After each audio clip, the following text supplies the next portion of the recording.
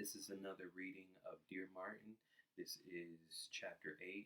Dear Martin was written by Nick Stone. This is read by Just Mr. Chris. Chapter 8. Before Justice's butt has a chance to sink into the leather of the Rivers' basement couch, Manny's already talking crazy. So how long you plan to hold out on your boy? He doesn't turn away from the movie he's watching on mute while an old Deuce Diggs track thumps through the speakers. I won't even pretend to know what you're talking about, Just replies. Yo, what album is this? I don't think I've heard this cut before. Mixtape from a few years ago. Don't change the subject. Just looks at Manny. What subject? Dog. Who just dropped you off? Manny says. SJ. Which you know from the I'll have SJ drop me off text message you responded to 15 minutes ago. Exactly. Exactly what? You and SJ. What about me and SJ? Manny stares at Just like he just said 2 plus 2 is 5. What, Manny? Manny shakes his head. I thought we were boys, Just. Whatever. Turn the TV up. Justice tucks his hand behind his head. Just tell me how long. How long what, fool? How long you been hooking up with SJ, man? Why you over here playing dumb? Just rolls his eyes. I'm not hooking up with SJ, Manny. Everybody knows, man. Everybody knows what? That you're over at her house every damn day. You know Jessica Northup is her neighbor. She told us, says SJ's parents are obsessed with you, call you Justmeister and stuff. Just drags his hands down his face. He knew Jessica was nosy, but damn. Hello. First of all, you sound like a damn girl right now with all this gossiping stuff. Second, I'm not over there every day. Third, when I'm there, it's for the debate stuff. And fourth, Mr. and Mrs. F liking me is irrelevant. Manny rolls his eyes. So, all you go over there for is debate. Yes, Manny. The state tournament is in 3.5 weeks. Okay. And that's all y'all ever talk about. Just his brow furrows. I mean, we occasionally talk about other stuff, but see? It's something going on between y'all, man. I can see that stuff all over your face. Justice shakes his head and settles down into the couch. I'm not talking about this anymore. You gonna turn the movie up or what? Just, I'm your best friend. Dog. Justice sits up, turns and looks at Manny in the eye. I'm only gonna say this once, so listen closely, alright? There is nothing going on between me and SJ. Manny stares right back. Just, I know you like her, man. And she obviously likes you. Doesn't matter. Justice sinks back into the leather. It does, though. No, it doesn't. You tripping, man. SJ's a gorgeous girl. And she's perfect for you. Drop it. Come on, Just. I said it doesn't matter, Manny. Why not? Justice takes a deep breath. Manny, my mama would blow every gasket in a 50-mile radius. Huh? SJ is white. Manny draws back, puts his hand over his heart, and Ma gasps. What? You're kidding me.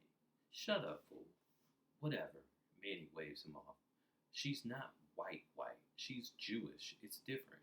Just sighs. They were slaves too, dog. And then the Holocaust? Even now, I know what you mean. Won't matter to my mama.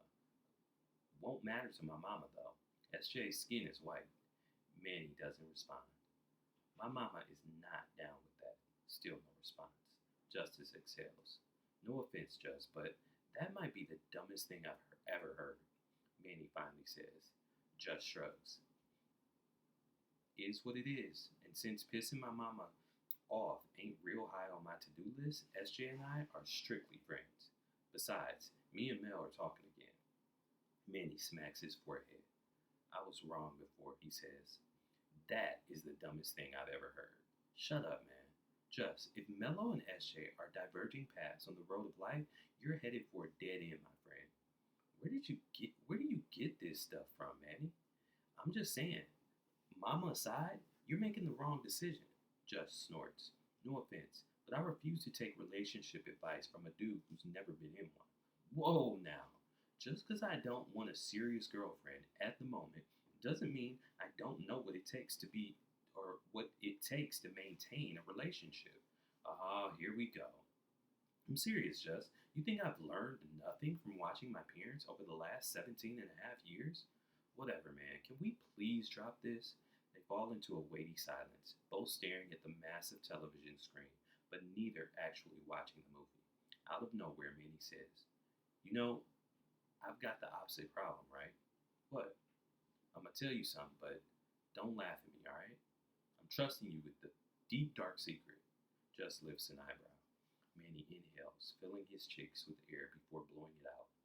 "I'm scared of black girls, man." "Huh?" "Black girls. I've never really encountered a non-family one." "Okay. There are none in our grade. The only ones I know are my cousins, and they're a lot. A lot. Like, real attitudey and kinda," Manny swallows, "ghetto." Justice doesn't know what to say. It's not like he has any experience in the area either. Mellow's half black, but she's definitely not the type of girl Manny's talking about. Manny goes on. "I know that's a stereotype or whatever, but I've literally never experienced anything else. My folks are all excited about me going to Morehouse next year, but I'm nervous as hell." "How come?" "You're my only black friend, dog. I'm supposed to go from this all white world to an all black one overnight?"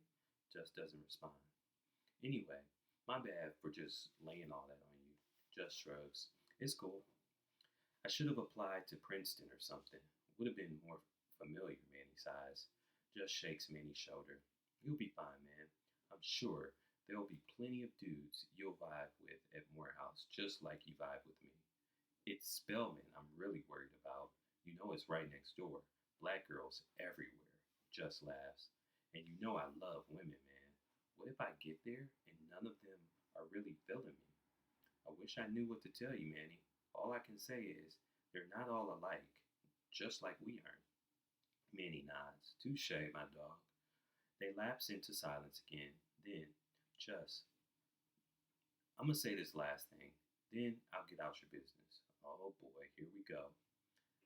"I get wanting to please your mom. The only reason I'm even going to Morehouse is because it's been my Spellhouse alumni parents' dream for me since they found out I was a boy.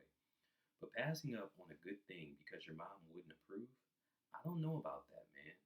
Especially when it comes to something as stupid as race." Justice snorts. "You're still doing the MLK thing, right?" "What would he do?" "I wouldn't know considering Miss Coretta was black." "Shut up, you know what I mean. If you're doing this be like Martin thing, do it for real. Refusing to date a girl because she's white is probably not the kingly way, bruh." Justice glares at Manny. I knew I shouldn't have told your punk A anything." Manny smirks and grabs the TV remote from the ottoman. Then he slouches down into the couch and unmutes the movie. It's the end of chapter 8.